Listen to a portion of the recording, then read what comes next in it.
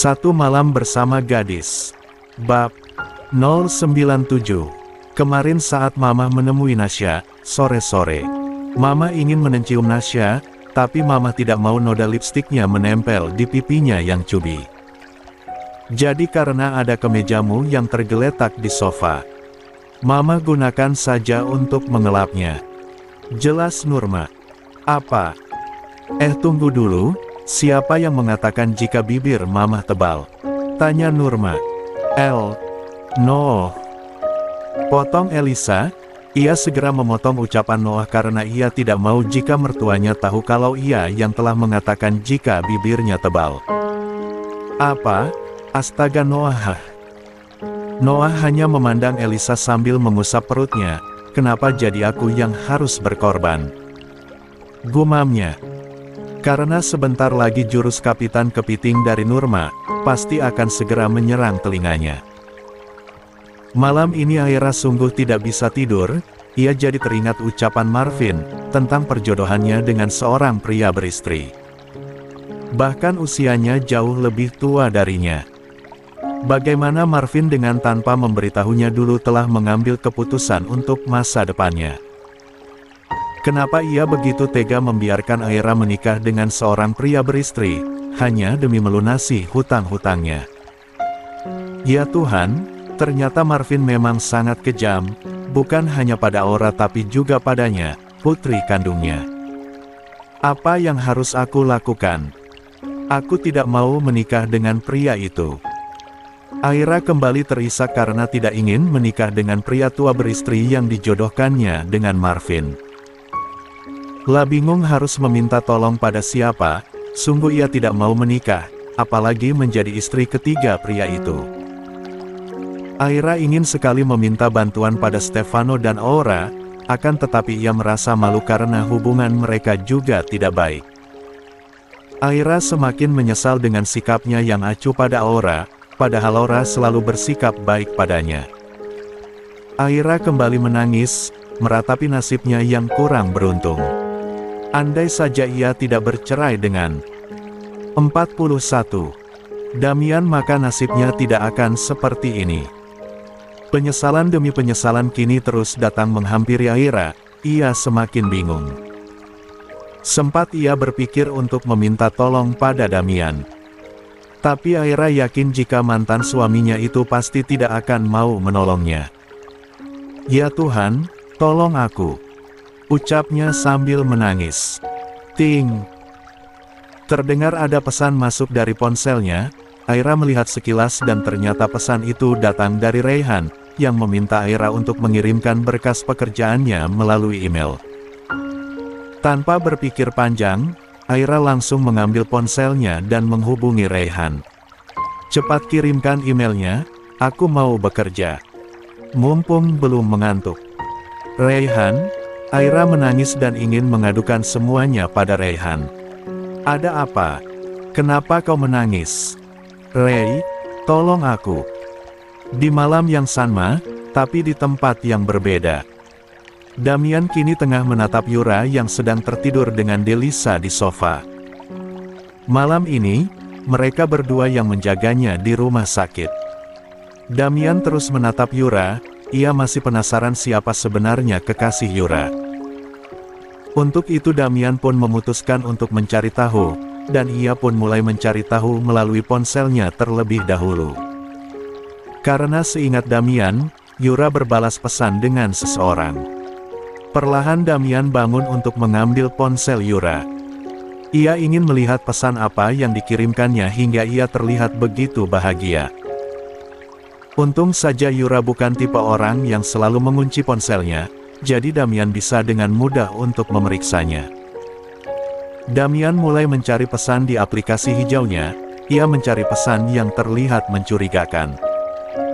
Tapi sayangnya, di sana sama sekali tidak ada pesan aneh. Hanya ada pesan dari papanya, beberapa grup, dan juga Delisa. Kenapa tidak ada? Apa dia sudah menghapusnya? Gumam Damian. Ia pun kemudian mencoba membuka histori pesan Yura dengan Delisa. Siapa tahu jika Yura bercerita pada Delisa, bukankah setiap gadis selalu seperti itu, pikirnya. Bercerita pada sahabat dekatnya. Saat Damian membuka pesan itu, hatinya berdebar ketika menemukan bahwa dalam percakapan tersebut Delisa dan Yura ternyata tengah membahasnya.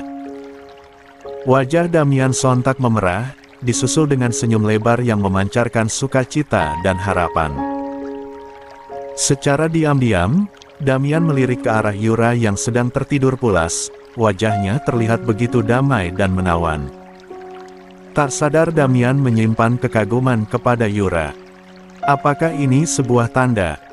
Bisik Damian dalam hati, berusaha mencari kepastian. 42. Jadi papamu akan menikahkanmu dengan seorang pria beristri dua, dan kau akan menjadi yang ketiga. Tanya Raihan tak percaya mendengar penuturan dari Aira, yang sedang menangis minta tolong padanya.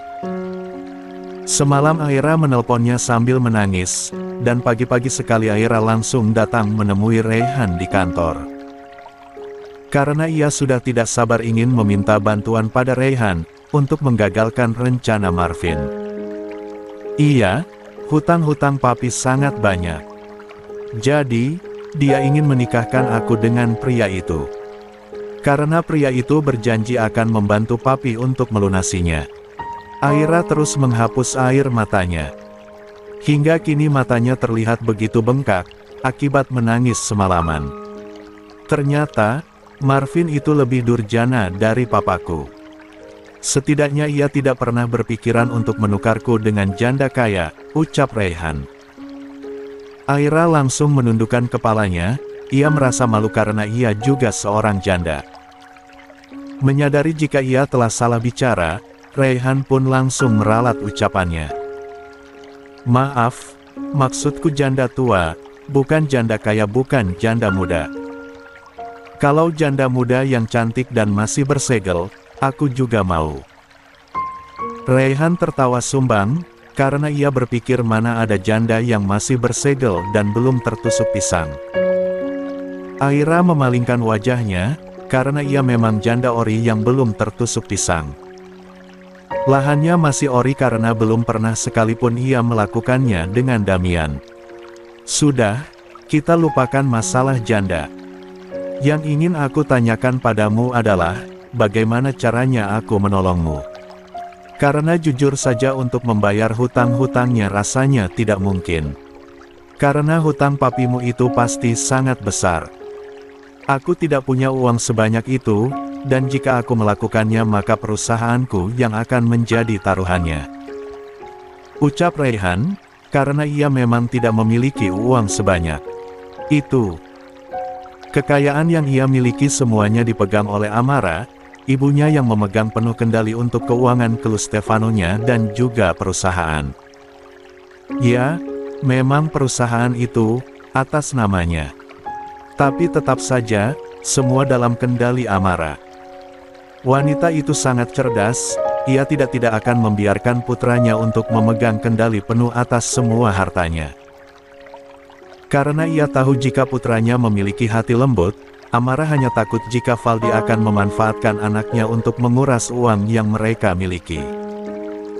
Apalagi Raihan adalah seorang pria yang tidak tegaan, ia pasti akan menolong siapapun yang membutuhkan pertolongannya. Untuk itulah, Amara menjadi pengendali penuh atas semua keuangan. Selama ini, bahkan Andara pun menyadari betapa hebatnya ia dalam mengelola dana perusahaan. Sungguh luar biasa, Amara bisa membuat perusahaannya semakin maju dan tak pernah kekurangan dana sedikit pun. Aku tidak tahu, makanya aku minta tolong padamu. Seru Aira. Raihan terdiam dan mencoba untuk berpikir sejenak, apa kita pura-pura pacaran saja, atau bagaimana? Tanya Raihan. Aku tidak tahu, yang penting tolong aku dari pernikahan ini. Pernikahannya akan dilakukan minggu depan, aku bingung harus bagaimana. Raihan tolong aku. Aduh, rasanya kepalaku mau pecah. Bagaimana aku bisa menolongmu, Pororo? Nikahi saja dia, apa susahnya?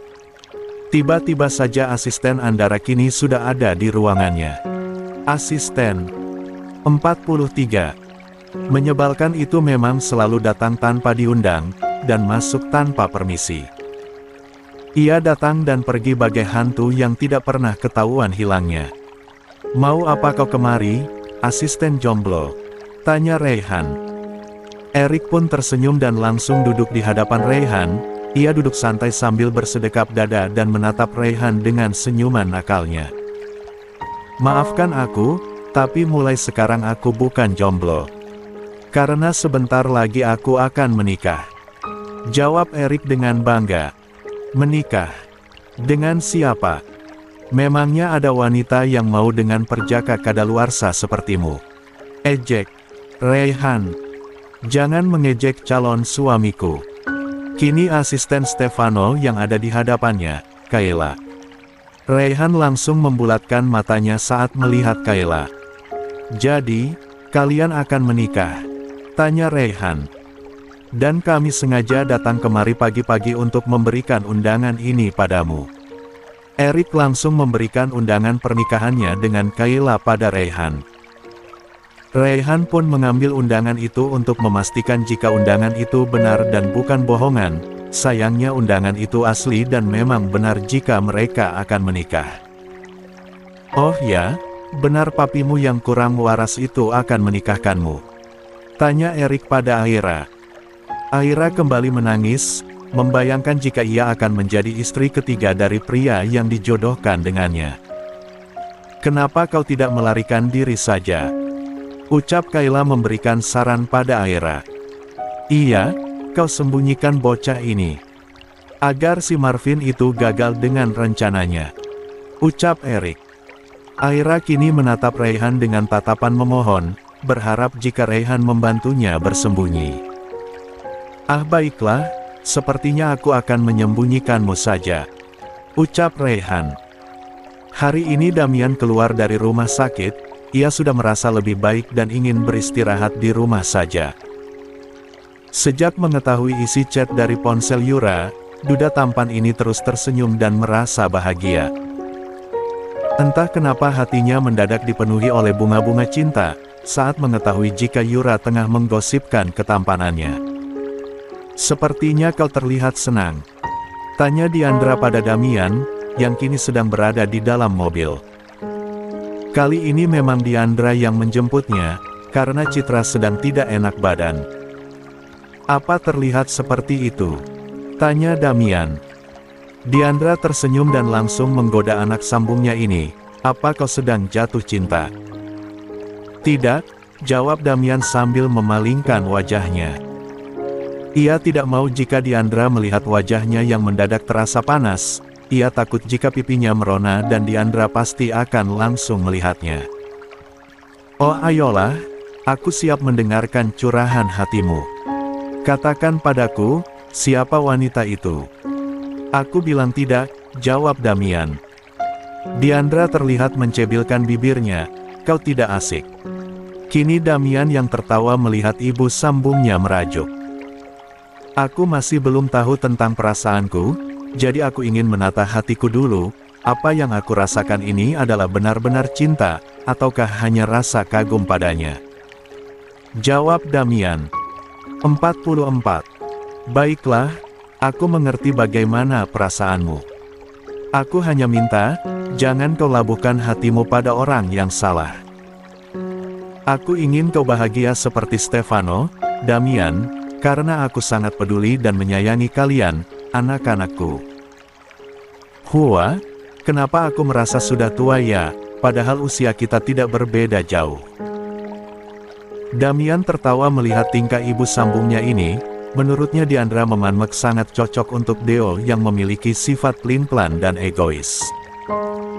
Apalagi hati Deo telah menjadi milik Diandra sepenuhnya, hingga Diandra bisa mengendalikan Deo agar tidak terjerumus ke dalam jalan yang salah. Setelah pulang bekerja, Rayhan membawa Aira untuk mencari sebuah kontrakan untuk ia tinggali. Agar Marvin tidak bisa membuat Aira menikah dengan pria beristri dua itu. Dan hingga malam, barulah mereka mendapatkan tempat Stefano yang cocok. Kontrakan ini cukup nyaman, meskipun tempatnya dikelilingi oleh banyak orang.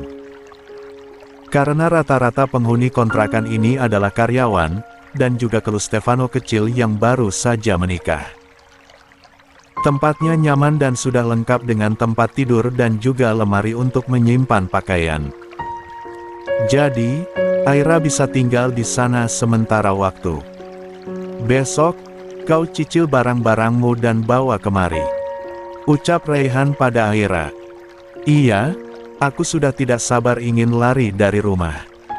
Oh ya, terima kasih ya Pak Ray, ucap Aira. Tumben sekali kau memanggilku seperti itu. Itu karena kau adalah bosku, jawabnya. Baru sadar, jika aku ini adalah bosmu. Raihan mencebitkan bibirnya, lalu matanya menelusuri ruangan itu. Lumayan untuk Aira yang akan tidur di sini. Kemala pemilik kontrakan itu. Kita katakan padanya, kalau kita ambil kamar ini saja, aku akan membayarnya langsung, ucap Raihan. Aira merasa malu, karena sudah banyak ditolong oleh Raihan. Sampai biaya kamar kontrakannya saja dibayarkan olehnya. Tadi dia keluar dulu, katanya ada masalah di salah satu kamar lain, kalau tidak salah ada listriknya yang bermasalah atau apa, aku tidak tahu, jawab Aira. Oh baiklah, aku mau ke kamar mandi dulu, ucap Raihan, sambil berjalan menuju kamar mandi. Tak lama setelah Raihan masuk ke kamar mandi, tiba-tiba saja semua lampu menjadi padam. Raihan yang belum selesai dengan ritualnya, mempercepat gerakannya, karena ia takut gelap.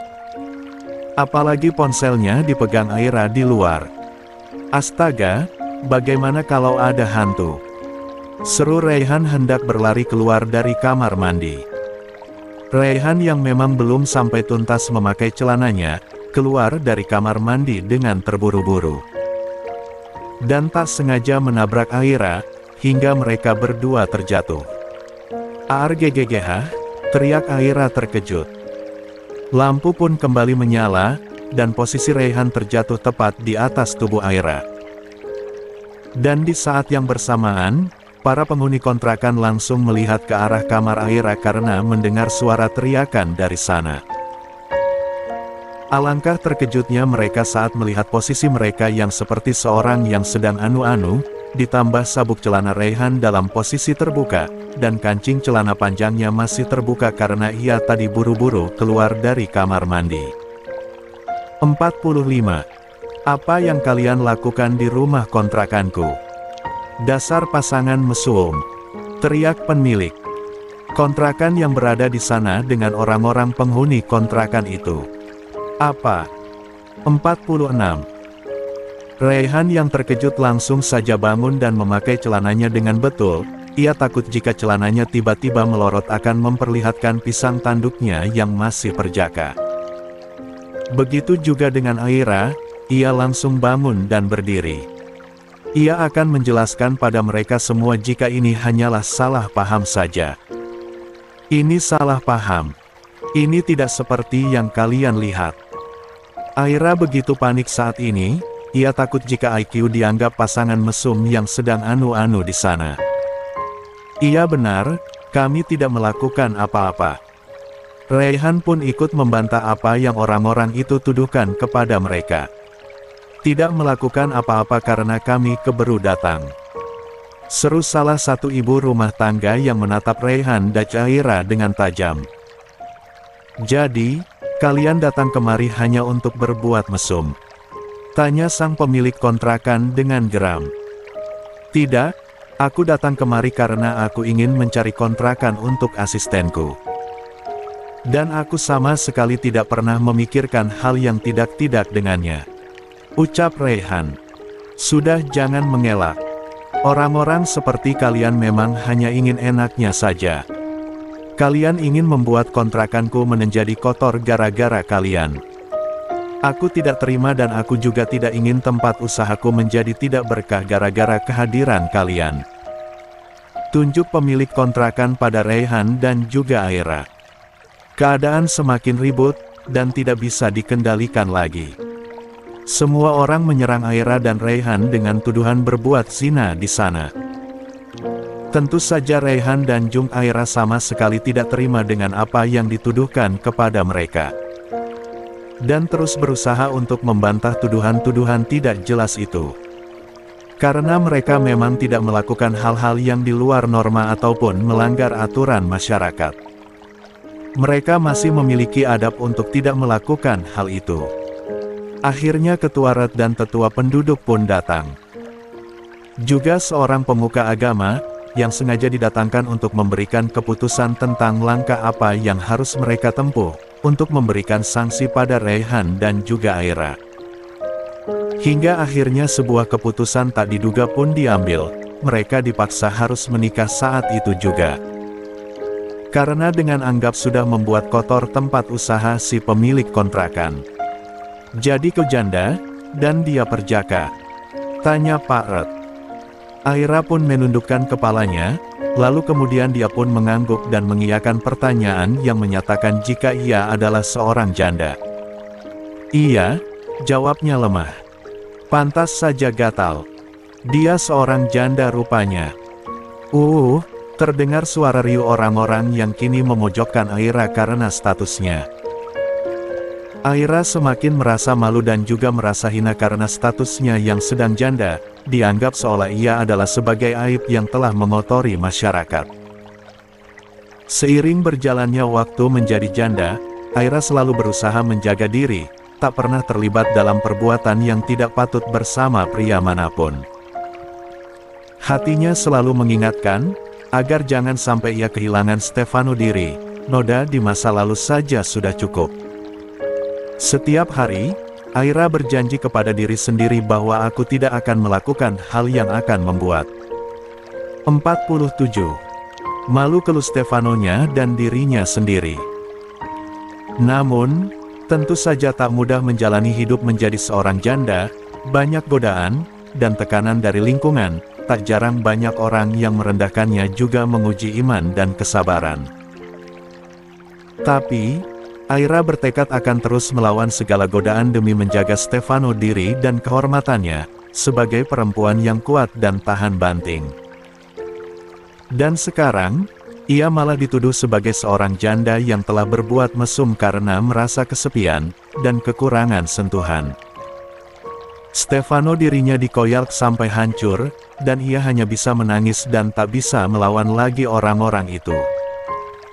Raihan melihat Aira terluka dan menangis akibat dari hinaan-hinaan yang dilontarkan padanya. Ia merasa marah dan juga geram pada Stefano yang ada di sana. Hingga akhirnya, ia pun berteriak pada orang-orang itu.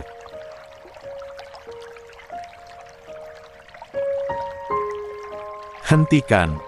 SUDAHCUKUP. Aku tahu jika asistenku ini adalah seorang janda.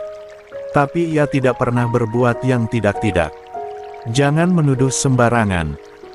Jika dengan menikah akan membuat nama baiknya kembali, aku nikahi dia sekarang juga. Teriak Raihan, ia sudah benar-benar muak dengan tuduhan-tuduhan kejam yang dilontarkan orang-orang itu padanya, terlebih pada Aira. Ia muak, saat ada seorang pria yang berkata kotor pada Aira, dan akan dengan rela memberikan kehangatan jika Aira membutuhkannya. Semua itu membuat Raihan kehilangan kesabarannya, hingga akhirnya ia mengambil keputusan untuk menikahi Aira di hadapan orang-orang itu. Dan berharap jika mereka tidak memandang rendah lagi kepada Aira. Semua orang pun menyoraki Raihan, hingga akhirnya keputusan pun diambil dan mereka akan dinikahkan saat ini juga.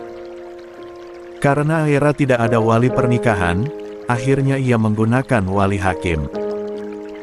Selain itu, mereka pun dituntut untuk memberikan laporan kepada mereka demi mengesahkan pernikahan mereka nantinya. Raihan bisa merasakan kekhawatiran para Stefano dan tetua di sana, mereka takut jika ia dan Aira akan mempermainkan pernikahan ini. Apakah kami akan dianggap mempermainkan pernikahan ini jika tak menyediakan bukti-bukti yang cukup? Aku tahu kami berdua akan bertanggung jawab untuk melaksanakan pernikahan dengan benar, ucap Raihan dengan rasa cemas. Cemas karena ia merasa bingung dengan tanggapan orang tua mereka. Akan tetapi ia tidak ingin dituduh melakukan perbuatan zina yang merugikan banyak orang hanya karena belum memberikan bukti surat-surat pernikahan mereka. Aira dan aku akan segera melaporkan pernikahan kami agar tidak terjadi kesalahpahaman. Aku tak ingin hubungan kami dicemaskan orang-orang. Kami akan membuktikan bahwa pernikahan kami ini sungguh-sungguh, ucap Raihan lagi, berharap pernikahan mereka nantinya akan diakui dan disahkan oleh masyarakat serta lembaga yang berwenang.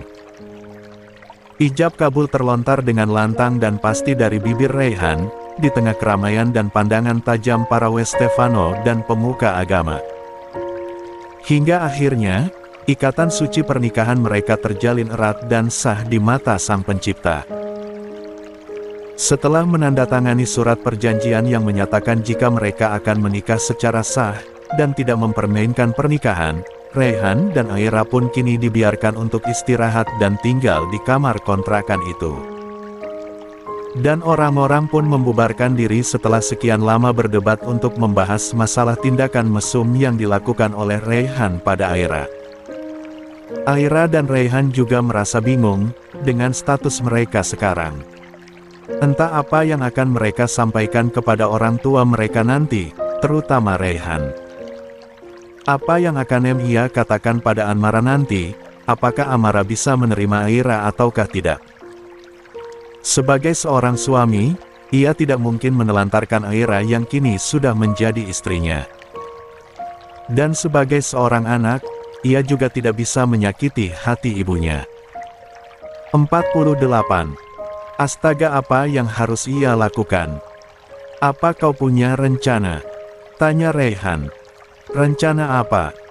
Aku bahkan sudah tidak bisa berpikir lagi, jawab Aira. Ia merasa tidak enak pada Raihan.